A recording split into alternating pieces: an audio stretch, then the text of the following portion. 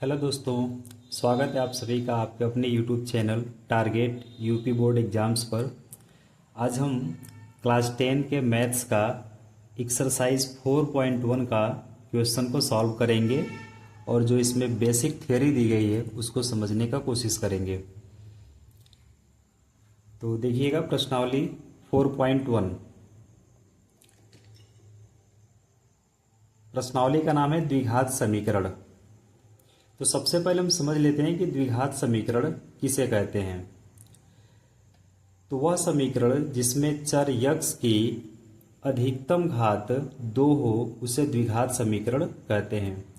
कोई भी ऐसा समीकरण जिसमें चर x, चर क्या होता है इसको ध्यान से समझिएगा। किसी समीकरण में वह मान जो हमेशा बदलते रहता है उसको चर मान कहा जाता है। जैसे यक्स है, आपने देखा होगा कि किसी प्रश्न को सॉल्व करते समय यक्स का मान 2 आता है, 4 आता है, 10 आता है, 20 आता है, ये बदलते रहता है। इसलिए जितने भी अक्षर होते हैं वे सभी चर मान कहे जाते हैं। जैसे A B C X Y Z P Q R जो भी है। तो यदि किसी समीकरण में उस चर का अधिकतम घात 2 हो तो उसे द्विघात समीकरण कहा जाता है। जैसे x square plus 5x plus 6 बराबर 0। आप यहाँ देख रहे हैं कि एक चर मान x दिया है और इसका अधिकतम घात 2 है, इसलिए इस समीकरण को हम द्विघात समीकरण कहेंगे। एक दूसरा example 3x square plus 8x plus 5 बराबर 0। आप यहाँ देख रहे हैं कि यक्स मतलब जो चर मान दिया गया है, इस चर का अधिकतम घात 2 है, इसलिए 3x square plus 8x plus 5 बराबर 0 को भी द्विघात समीकरण कहा जाएगा। तो ध्यान रखिएगा, कोई भी ऐसा समीकरण जिसमें चर, अब चर की जगह पे A B C X Y Z P Q R कुछ भी दिया हो, उसकी अधिकतम घात अगर 2 हो तो उसे द्विघात समीकरण कहा जाएगा। यह आपका एग्जाम्पल है x square plus 5x plus 6 बराबर 0। दूसरा example 3x square plus 8x plus 5 बराबर 0। अब इसके बाद आता है द्विघात समीकरण का मानक रूप। द्विघात समीकरण का मानक रूप, यदि किसी द्विघात समीकरण को घातों के घटते क्रम में लिखा जाए तो उसे द्विघात समीकरण का मानक रूप कहते हैं। फिर से समझिएगा, कोई भी ऐसा द्विघात समीकरण जिसको हम उसके घातों के घटते क्रम में लिखें तो इसे द्विघात समीकरण का मानक रूप कहा जाएगा। जैसे ax square plus B x plus सी बराबर 0। आप देख रहे हैं कि यहाँ पे x का अधिकतम घात 2 है, इसलिए यह जो समीकरण दिया गया है यह द्विघात समीकरण है। और x का यहाँ पे 2 घात है, उसके बाद जो दूसरा x आ रहा है इसका घात 1 है, यहाँ पे घात कुछ भी नहीं लिखा है, इसका मतलब 1 हुआ। तो यहाँ पे घात 2 आ रहा है, यहाँ पे घात 1 है, तो घातों को हम घटते क्रम में लिखे हैं।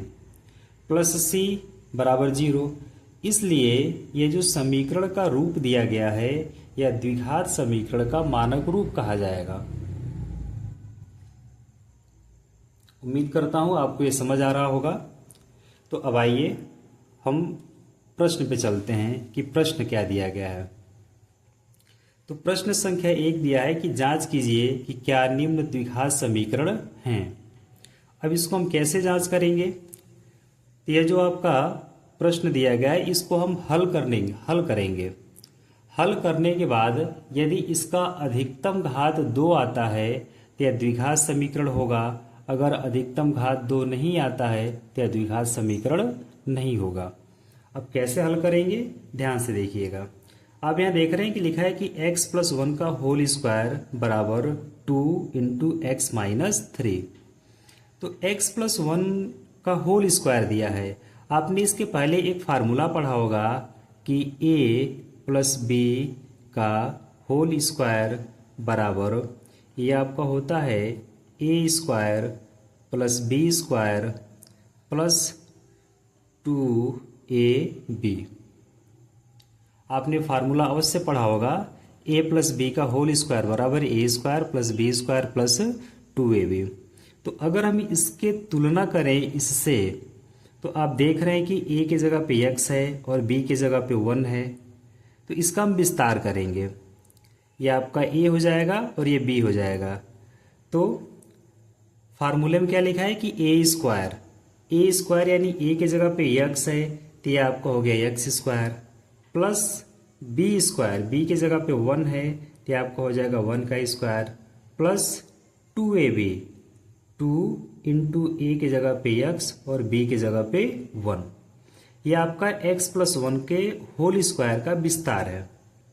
ठीक है, और दूसरे पक्ष में क्या लिखा है, बराबर 2 इंटू एक्स माइनस 3। तो इस 2 को जो ब्रैकेट के बाहर है हम अंदर में गुणा कर देंगे, तो 2 का x में मल्टीप्लाई किया जाएगा, तो आपको हो जाएगा 2x माइनस, ये चिन्ह माइनस है तो यहाँ माइनस लगाएंगे, और 2 का 3 में मल्टीप्लाई करेंगे तो आपको हो जाएगा 6। आगे ध्यान दीजिएगा, एक्स स्क्वायर, यक्स का अधिकतम घात 2 है तो पहले हम इसको लिख लेंगे, प्लस 2x आप यहाँ देख रहे हैं 2 इंटू एक्स इंटू 1, जब इसको मल्टीप्लाई करेंगे तो आपको हो जाएगा 2x। ये बराबर के दूसरे पक्ष में एक और 2x है, जब इसको हम पहले वाले पक्ष में ले आएंगे तो हो जाएगा माइनस 2x, क्योंकि यहाँ पे प्लस 2x है, दूसरे पक्ष में आएगा तो माइनस 2x। ठीक है, अब अचर मान को हम रख लेते हैं। अचर मान क्या होते हैं, जो अंक वाले होते हैं। तो सबसे पहले हम बराबर के यहाँ पे चिन्ह लगा लेते हैं, और दूसरे पक्ष में आपका -6 है, और यहाँ पे आप देखिएगा प्लस 1 का स्क्वायर है, 1 का स्क्वायर तो 1 होगा, जब इसका पक्ष हम बदल के ले जाएंगे तो आपको हो जाएगा -1। आगे देखिएगा, एक्स स्क्वायर प्लस, ये आपका प्लस 2x है और ये माइनस 2x है, तो प्लस x और माइनस x ये आपके दोनों कट जाएंगे, तो एक्स स्क्वायर ये आपका आ गया बराबर -6 और -1, ये आपका हो जाएगा -7। तो अगर यक्स को 7 को इधर हम लेके आएंगे तो आपका हो जाएगा एक्स स्क्वायर, इधर माइनस है, जब पहले वाले पक्ष में आएगा तो +7 बराबर 0। अब आप यहाँ देख रहे हैं कि यक्स का अधिकतम घात 2 है, इसलिए ये आपका द्विघात समीकरण कहा जाएगा। अब इसको लिखेंगे कैसे, तो आप लिखेंगे, चूंकि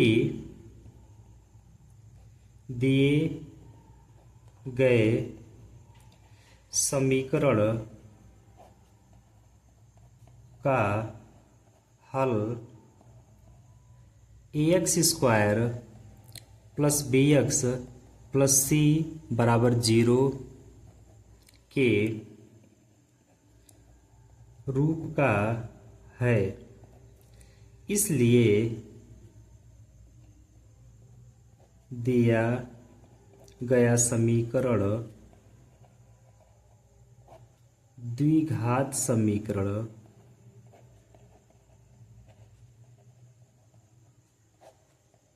होगा। क्योंकि यह जो मान आया है एक्स स्क्वायर प्लस 7 बराबर 0, और इसमें अधिकतम घात 2 आया है, और यह A X square plus B x plus C के रूप का है। ए एक्स स्क्वायर आप देख रहे हैं कि यहाँ पे एक्स का अधिकतम घात 2 है, और जो हमने सॉल्व किया है इसमें भी अधिकतम घात 2 आया है, और c की जगह पे यहाँ पे 7 आ गया है, बराबर 0 है, तो इसके रूप का है। ये जो आप समीकरण का रूप देख रहे हैं तो X square plus B x plus सी बराबर 0 के रूप का है, इसलिए ये जो आपका समीकरण दिया गया था, प्रश्न दिया गया था, वो आपका द्विघात समीकरण होगा। ये आपसे अब इस प्रश्न संख्या 1 का दूसरा क्वेश्चन देखिएगा क्या लिखा गया है। सवाल में लिखा है कि एक्स स्क्वायर माइनस 2x बराबर -2 कोष्टक में 3 - x। ये आपको बताना है कि यह द्विघात समीकरण है या नहीं है।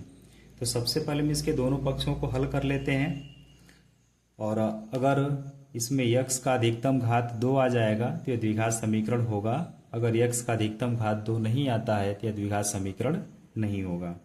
तो इसको सॉल्व करेंगे तो आपका है एक्स स्क्वायर -2x बराबर, यहाँ पर आप देख रहे हैं कि एक ब्रैकेट में -2 है और दूसरे में 3 - x है, तो इसका हम दूसरे में गुणा करेंगे। तो -2 का 3 में मल्टीप्लाई करेंगे तो हो जाएगा -6, और -2 का -x में गुणा करेंगे तो आपका हो जाएगा +2x। अब सबको एक पक्ष में ले आएंगे तो आपका हो जाएगा x² -2x, यहाँ पे +2 है, जब दूसरे पक्ष में आएगा तो ये भी हो जाएगा -2x, और यहाँ पे -6 है, जब ये पहले वाले पक्ष में आएगा तो आपका हो जाएगा +6 = 0।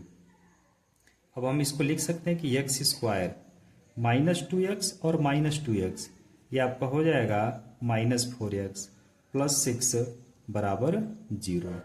तो अब क्या लिखेंगे कि चूंकि दिए गए समीकरण